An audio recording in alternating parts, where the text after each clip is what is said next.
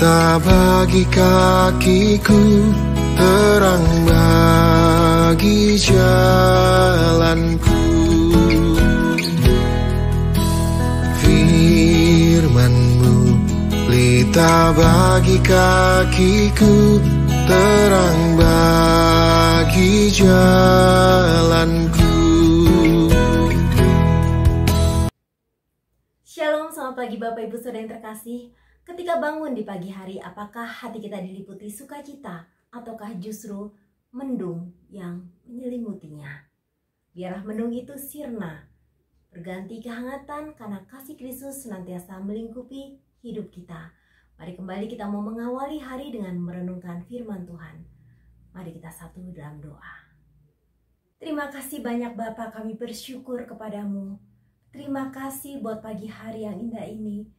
Terima kasih kami boleh melewati sepanjang malam dalam perlindungan dan kasih Tuhan, sehingga kami boleh beristirahat dengan aman, tentram, dan damai. Di pagi ini Tuhan, kami rindu Bapa merenungkan kebenaran firman Tuhan. Tanpa firman-Mu Bapa, kami tidak dapat melangkah dengan penuh dengan kepastian.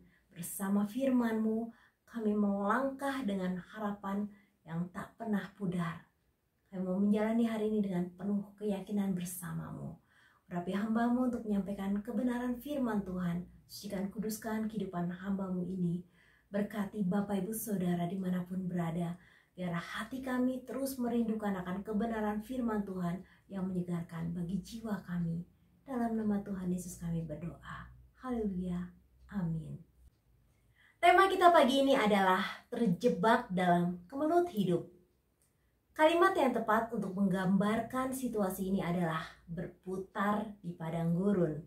Menurut Kamus Besar Bahasa Indonesia atau KBBI, arti kata gurun adalah padang luas yang tandus atau sering disebut padang pasir. Tempat ini bukanlah tempat yang menyenangkan karena gersang dan kering. Padang gurun menjadi gambaran tentang masa sulit atau kemelut panjang di dalam kehidupan seseorang. Bapak Ibu Saudara yang terkasih, gambaran tentang kesengsaraan di padang gurun dituliskan dalam Keluaran 15 ayat 22. Musa menyuruh orang Israel berangkat dari Laut Teberau, lalu mereka pergi ke padang gurun Syur. 3 hari lamanya mereka berjalan di padang gurun itu dengan tidak mendapat air. Kita bisa membayangkan betapa menderitanya mereka oleh karena kehausan yang amat sangat. Air merupakan kebutuhan pokok bagi setiap umat manusia karena memiliki fungsi penting, di antaranya membawa nutrisi dan oksigen ke dalam sel-sel tubuh, mengatur suhu tubuh, membantu proses pencernaan, dan masih banyak lainnya. Kurangnya konsumsi cairan bisa menyebabkan dehidrasi yang berbahaya bagi kesehatan, serta membuat beban kerja tubuh menjadi lebih berat dan tidak menutup kemungkinan jika fungsi tubuh menjadi terganggu. Perjalanan bangsa Israel melewati padang gurun merupakan perjalanan yang tidak mudah.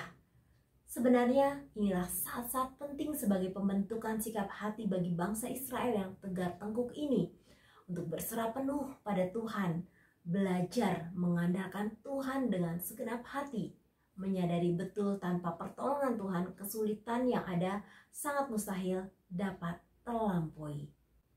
Gambaran lain tentang padang gurun adalah suatu tempat yang sama sekali tidak terdapat pengharapan.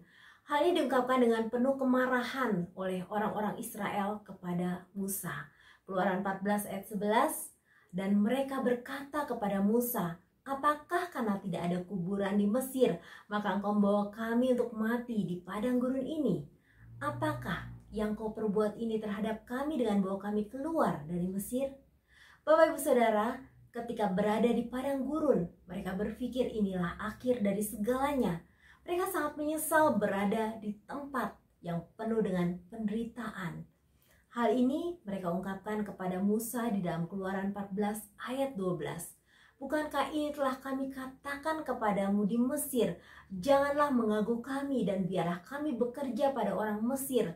Sebab lebih baik bagi kami untuk bekerja pada orang Mesir daripada mati di padang gurun ini. Bapak Ibu Saudara, pikiran mereka terbebani dengan segala persoalan yang mereka hadapi, sehingga mereka pesimis, menyerah, rasanya kematian begitu dekat dan akan segera menghampiri mereka.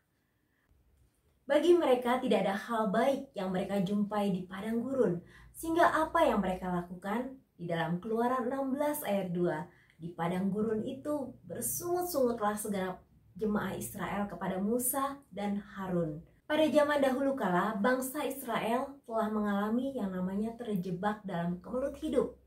Di era kekinian, ada begitu banyak orang yang terjebak dalam kemelut hidup. Mereka berputar-putar di padang gurun, namun bukan di gurun Antartika, gurun terluas di dunia, terdingin, terkering, dan paling berangin. Bukan pula di gurun Sahara, gurun pasir terpanjang dan terbesar di dunia, atau di gurun Australia yang berada di peringkat keempat gurun terluas di dunia. Bukan juga di gurun Kalahari di Afrika Selatan, gurun yang memiliki arti haus yang besar, karena gurun ini punya curah hujan sedikit sehingga tandus dan gersang. Mereka berkutat dan terjebak di padang gurun kehidupan. Banyak di antara kita yang justru protes sama Tuhan, menyalahkan orang lain, mengkambing hitamkan pergumulan di saat kita terjebak dalam kemelut hidup.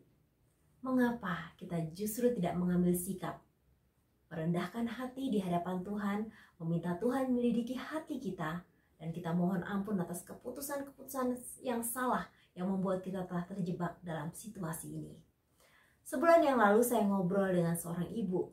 Setiap hari dia selalu putar otak. Hari ini mau pinjam uang kemana lagi? Siapa saja yang akan menjadi target? Ternyata ibu ini pinjam uang hari ini untuk menutupi hutang yang lalu. Gali lubang, tutup lubang. Hari-harinya menjadi stres karena setiap hari rumahnya didatangi penagih hutang. Belum lagi telepon rumah maupun HP-nya selalu berdering, notifikasinya semuanya tentang tagihan. Chat WA yang masuk juga dari orang-orang yang memaki-maki minta uangnya segera dibayar. Banyak orang yang sudah memberikan nasihat kepada ibu ini agar jangan ngoyo dalam berbisnis, tapi dia terlalu berambisi untuk dapat untung besar. Habis-habisan dia pinjam uang ke sana kemari untuk investasi bisnis-bisnisnya, tapi semuanya jong. Barang berharga, sertifikat tanah, dan rumah yang dimilikinya turut digadaikan. Selain nekat, ibu ini memiliki gaya hidup yang tinggi, tas, jam, pakaian, apapun yang dikenakan harus bermerek mahal.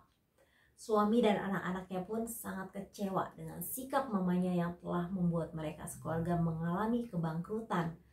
Dan mereka merasakan tekanan yang sangat luar biasa karena seringkali mereka mendapat ancaman akan dipenjarakan. Belum lagi mereka harus siap sedia untuk meninggalkan rumah yang mereka tempati kapanpun karena mereka belum sanggup menebus sertifikat rumah yang telah digadaikan. Keluarga ini telah terjebak dalam kemelut. Ibu ini tetap berkeras, semua ini terjadi bukan karena kesalahannya. Justru dia mau menyelamatkan keluarganya. Dia lakukan semuanya ini karena suaminya tidak sigap mencari tambahan uang, sehingga segala yang diinginkannya tidak dapat terpenuhi. Dia juga marah sama Tuhan dan tidak mau ke gereja lagi. Dia katakan, kenapa Tuhan tidak memberkati bisnis-bisnis saya? Justru semuanya dibuat Tuhan terpuruk. Apa yang menjadi penyebab seorang dapat terjebak dalam kemelut hidup? Yakobus 1 ayat 13-15. Apabila seorang dicobai, janganlah ia berkata pencobaan ini datang dari Allah, sebab Allah tidak dapat dicobai oleh yang jahat dan ia sendiri tidak mencobai siapapun. Tetapi tiap-tiap orang dicobai oleh keinginannya sendiri, karena ia diseret dan dipikat olehnya, dan apabila keinginan itu telah dibuahi, ia melahirkan dosa. Dan apabila dosa itu sudah matang, ia melahirkan maut. Melalui renungan pagi ini kita diingatkan Tuhan. Tuhan pasti akan menolong kita melewati kemelut ini. Namun pertanyaannya, pertama, apakah kita mau dibimbing oleh Tuhan untuk keluar dari padang gurun kehidupan? Kedua, apakah kita mau berserah dan menanggalkan kekerasan hati yang selama ini kita pertahankan? Yang ketiga, apakah kita mau berhenti untuk bersungut-sungut? Yang keempat, apakah kita mau menyelesaikan masalah-masalah yang ada dengan cara Tuhan, bukan dengan cara atau strategi kita? Kelima, apakah kita mau tunduk dan taat pada Tuhan untuk Tuhan yang mengendalikan segala keinginan kita yang liar ini?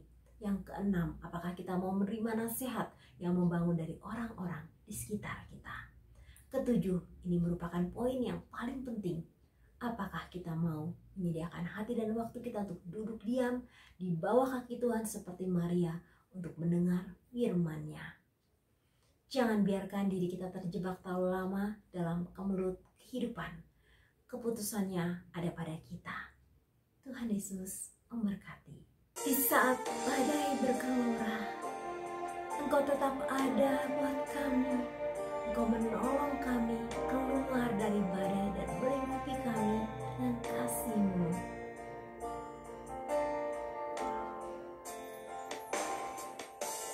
Lingkupiku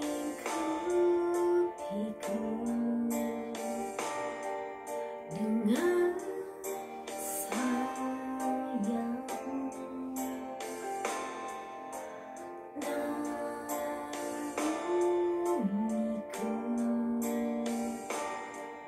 dengan kuasa-Mu.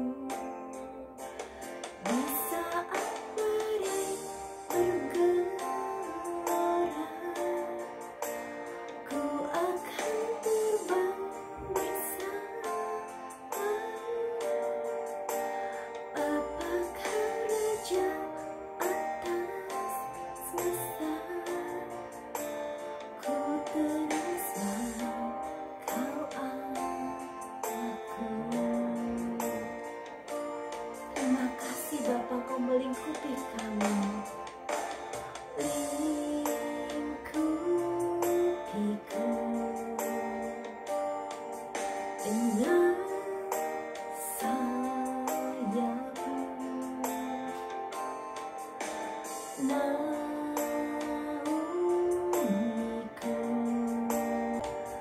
dengan kuasa-Mu. Di saat badai bergelora, ku akan terbang bersama-Mu. Bapa, Kau Raja atas semesta, ku tenang sebab Kau aku.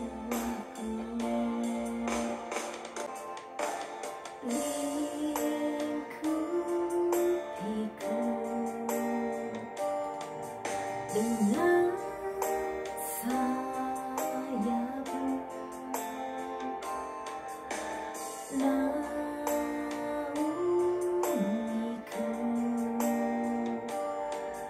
dengan kuasa-Mu. Di saat badai bergelora, ku akan terbang bersama-Mu. Bapa, Kau Raja atas semesta, ku tenang sebab Kau aku. Di saat badai bergelora, ku akan terbang bersama-Mu. Bapa, Kau Raja atas semesta, ku tenang sebab Kau aku.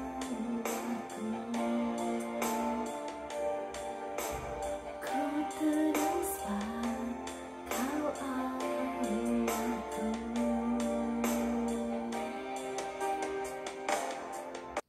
Terima kasih banyak Bapa untuk kebenaran firman Tuhan di pagi ini.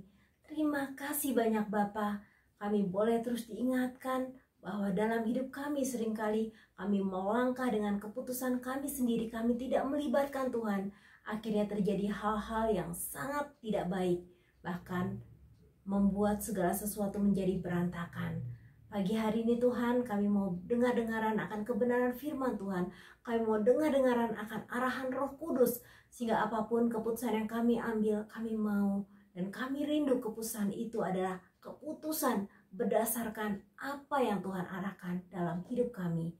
Bapa yang baik, pada pagi hari ini kami menyerahkan setiap kehidupan kami dalam tangan Tuhan.